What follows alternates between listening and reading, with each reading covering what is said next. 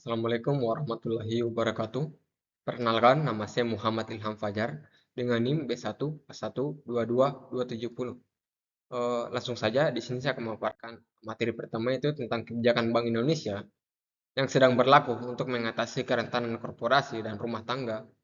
Salah satu kebijakan utama yang saya ambil itu yaitu kebijakan insentif likuiditas makroprudensial atau KLM.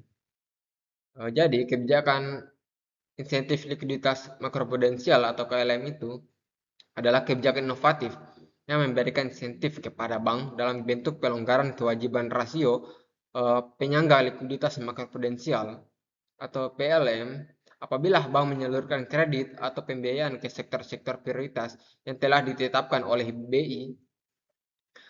Jadi sektor-sektor ini mencakup perumahan, hilirisasi, seperti pertanian, perikanan, minerba, dan lain-lain, dan juga pariwisata serta usaha mikro, kecil, dan menengah atau UMKM. Jadi di sini saya ada empat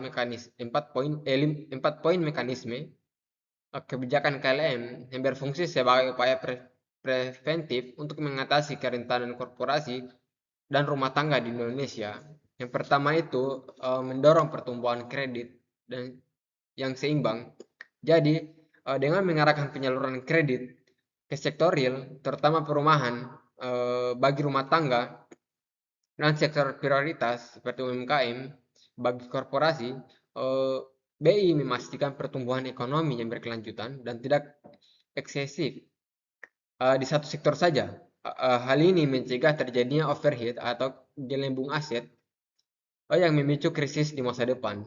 Poin kedua itu meningkatkan ketahanan sektor prioritas. Jadi insentif likuiditas membantu korporasi khususnya UMKM dan rumah tangga mendapatkan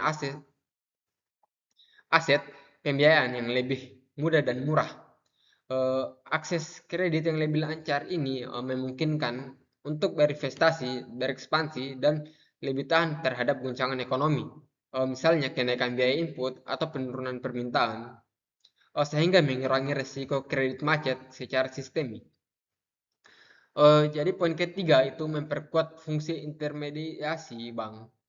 Jadi kebijakan ini mendorong bank untuk menjalankan fungsi utamanya adalah menyalurkan dana dan penabung ke pinjaman secara efektif. Dengan likuiditas yang lebih baik, bank memiliki kapasitas untuk mendukung pemulihan ekonomi dan mengurangi resiko krisis likuiditas di masa depan. Poin keempat itu menjaga stabilitas sistemik keuangan secara menyeluruh. Jadi fokus makroprudensial berarti BI melihat resiko secara holistik atau menyeluruh, bukan per bank individual. Dengan mencegah kerentanan penumpukan di sektor-sektor kunci, stabilitas sistem keuangan secara keseluruhan akan terjaga, yang pada akhirnya melindungi baik korporasi maupun rumah tangga dari dampak krisis yang parah. Dan materi kedua itu tentang kebijakan Federal Reserve atau DFID untuk mengatasi krisis keuangan global, terutama pada tahun 2008. Jadi dengan menerapkan kebijakan moneter ekspansif yang tidak lazim atau unkonvensional monetary policy, karena suku bunga acuan telah mendekati nol. Jadi di sini David menggunakan berbagai instrumen kebijakan moneter ekspansif yang dapat dibagi menjadi kebijakan konvensional dan non-konvensional. Di sini ada 3 poin, yaitu penurunan suku bunga acuan atau Federal Fund Rate. Jadi Federal Fund Rate ini adalah kebijakan konvensional utama, di mana The Fed menurunkan suku bunga dana federal atau FFR secara drastis sehingga mendekati 0%. Untuk mengurangi biaya pinjaman bagi bank. Yang kedua itu pelonggaran kuantitatif atau quantitative easing atau QA. Ini adalah kebijakan non konvensional yang paling menonjol selama krisis. Melalui QA, David melakukan pembelian besar-besaran aset jangka panjang, bukan hanya surat utang pemerintah jangka pendek.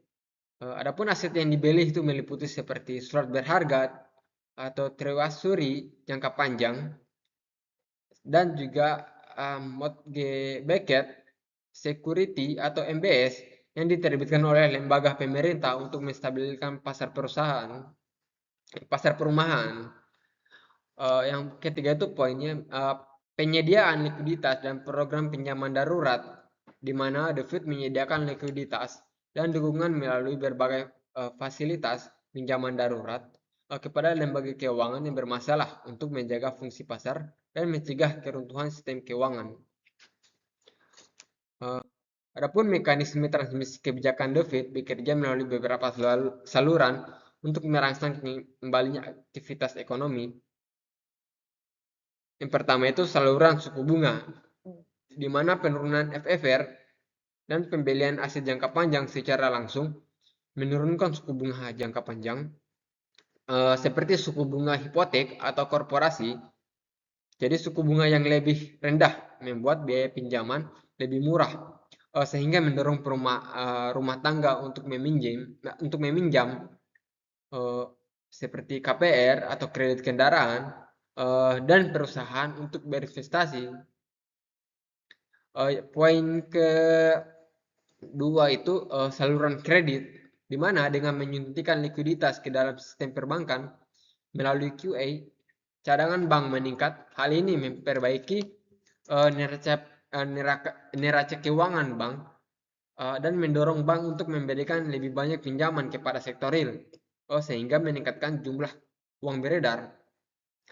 Poin ketiga itu saluran harga aset dan kekayaan, di mana pembelian MBS dan surat berharga lainnya oleh The Fed meningkatkan permintaan harga aset-aset tersebut. Jadi kenaikan harga aset meningkatkan kekayaan rumah tangga dan korporasi, yang pada gilirannya mendorong peningkatan konsumsi dan investasi. Dan poin terakhir itu saluran nilai tukar, di mana penurunan suku bunga relatif dapat menyebabkan pelemahan nilai tukar dolar AS yang membuat ekspor AS lebih kompetitif dan mendorong pertumbuhan ekonomi melalui sektor eksternal. Baik, itu saja hasil presentasi dari saya. Lebih dan kurangnya mohon dimaafkan. Wabillahi taufiq wal hidayah. Wassalamualaikum warahmatullahi wabarakatuh.